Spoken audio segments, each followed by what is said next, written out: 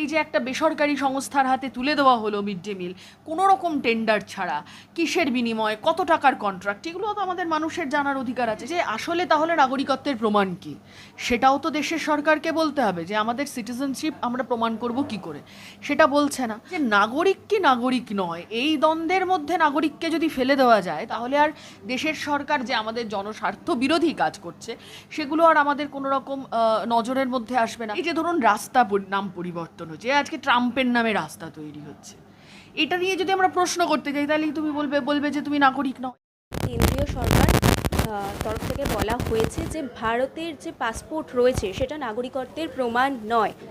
বলা হয়েছে যে এটা ভ্রমণ সংক্রান্ত নথি। কিভাবে দেখছেন বিষয়টিকে? না, বিষয় হচ্ছে যে এই যে শুধু মিনিস্ট্রি বলেছে যে এটা পাসপোর্ট যে শুধুমাত্র ভারতবর্ষের ভ্রমণ সংক্রান্ত নথি, এরকমটা নয়।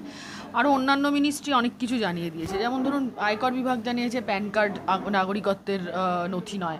যেমন ধরুন হচ্ছে যে আধার কার্ড হচ্ছে যে সুপ্রিম কোর্ট বলেছে আধার কার্ড নাগরিকত্বের প্রমাণ নয়। তারপর হচ্ছে যে ধরুন রেশন কার্ড বলেছে, যে খাদ্য দপ্তর বলেছে রেশন কার্ড নাগরিকত্বের প্রমাণ নয়। কিন্তু এগুলো শুধুমাত্র নাগরিকরাই পেতে পারে। হ্যাঁ, ভোটার আইডি নাগরিকত্বের প্রমাণ নয়, কিন্তু শুধুমাত্র নাগরিকরাই পেতে পারে, এটাই তো হচ্ছে যে জানিয়েছে। এবার কথা হচ্ছে যে আসলে তাহলে নাগরিকত্বের প্রমাণ কী, সেটাও তো দেশের সরকারকে বলতে হবে যে আমাদের সিটিজেনশিপ আমরা প্রমাণ করব কি করে। সেটা বলছে না।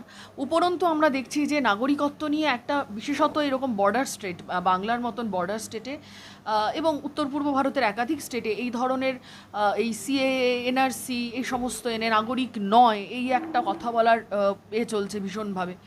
এবার কথা হচ্ছে যে আমার এই যে নাগরিক কি নাগরিক নয়, এই দ্বন্দ্বের মধ্যে নাগরিককে যদি ফেলে দেওয়া যায়, তাহলে আসলে আমরা ছুটবো বারবার যে আমরা যে নাগরিক সেটা প্রমাণ করার জন্য ছুটবো।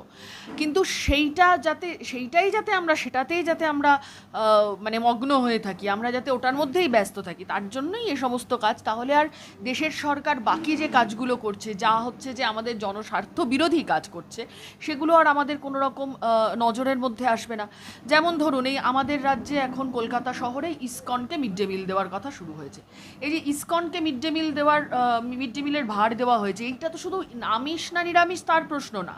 প্রশ্নটা হচ্ছে যে লোকাল ফুড হ্যাবিটের প্রশ্নটা হচ্ছে তার সাথে।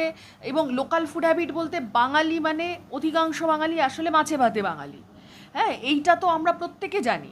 এইটা শুধু মানে এক ধরনের খাদ্যাভ্যাস শিশুদের মধ্যে তৈরি করে দেওয়া ছোটোর থেকে, এইটার যেমন একটা চক্রান্ত, তেমন ধরুন তার সাথে রয়েছে এই মিড ডে মিল, এই অক্ষয় পাত্র ফাউন্ডেশন, তার নানান রকমের স্ক্যাম।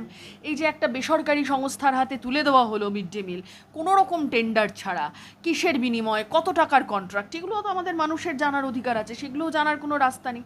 এখন এগুলো নিয়ে কথা বলবেন নাকি হচ্ছে যে আপনি নাগরিক কি নাগরিক না, এগুলো নিয়ে বেশি কথা বললে তখন বলবে ভাই তুমি নাগরিক না। হ্যাঁ, মুখ্যমন্ত্রীকে প্রশ্ন করলে তুমি দেশদ্রোহী, তুমি হচ্ছে যে যদি প্রধানমন্ত্রীকে প্রশ্ন করো তাহলে তুমি দেশদ্রোহী, তোমাকে তাহলে তুলে নিয়ে চলে যাবে। হ্যাঁ, তুমি ইউটিউবার হতে পারে। আমরা মমতা ব্যানার্জির আমলেও দেখেছি, যে একটা কার্টুন পোস্ট করা নিয়ে অম্বিকেশ মহাপাত্রকে কি পরিমাণ হ্যারাস্ট হতে হয়েছিল। মুর্শিদাবাদের ডোমকলের দুটো বাচ্চা ছেলেকে তাদেরকে তুলে নিয়ে গেল তারা শুভেন্দু অধিকারীর বিরুদ্ধে কোনো একটা ভিডিও পোস্ট করেছিল বলে। এবার কথা হচ্ছে যে যদি আমরা ওই দিকগুলোতে মন না দিই, এই যে ধরুন রাস্তা নাম পরিবর্তন হচ্ছে, আজকে ট্রাম্পের নামে রাস্তা তৈরি হচ্ছে, এটা নিয়ে যদি আমরা প্রশ্ন করতে যাই তাহলে তুমি বলবে যে তুমি নাগরিক নও। এবার আমরা কী করে প্রমাণ করবো যে আমি নাগরিক? আমার রেশন কার্ড, আমার প্যান কার্ড, আধার কার্ড, ভোটার কার্ড, পাসপোর্ট সবটাই নাগরিক হলে পাওয়া যাবে, কিন্তু আমি এগুলো কোনোটাই নাগরিকত্বের প্রমাণ নয়। এ কি অদ্ভুত ফ্যালাসি বলুন তো। তাহলে এগুলো ভবিষ্যতে কিসের ভিত্তিতে দেওয়া হবে? কিসের ভিত্তিতে এটা প্রমাণিত হবে যে সে নাগরিক বলে পাসপোর্ট পাওয়ার অধিকারী? এটাও তো ঠিক করতে হবে।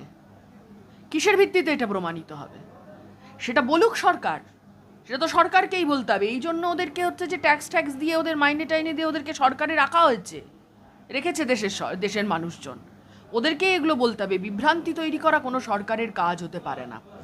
তাহলে নাগরিকরা হচ্ছে যে পাসপোর্ট পাওয়ার অধিকারী, সে নাগরিককে তো প্রমাণ করতে হবে সে নাগরিক কোন ডকুমেন্টের ভিত্তিতে প্রমাণ করবে সে নাগরিক, এ তো ঠিক করতে হবে। তাহলে কি বার্থ সার্টিফিকেট, এই দেশে সবার বার্থ সার্টিফিকেট হয় তো?